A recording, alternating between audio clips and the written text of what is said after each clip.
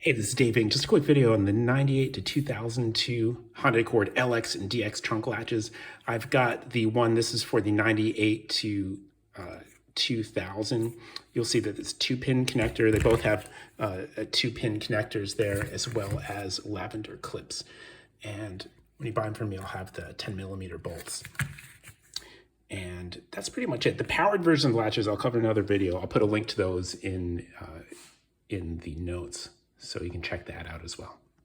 This is the LX version of the car, and I'm removing the trunk latch. So the first task that we do when we remove the trunk latch is, like, you go underneath. Let me show you there's a clip right here.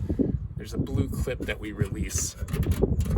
It releases there's a metal bar that goes from the back of that keyhole to the latch. And if you don't release that, the latch will kind of be stuck in there. We have two 10mm bolts that you take off here.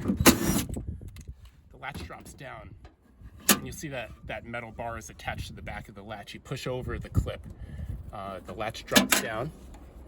There's a 2-pin electrical connector that tells the dash if the latch is open or closed, as well as the trunk light. And then you'll have a release cable, so you can release.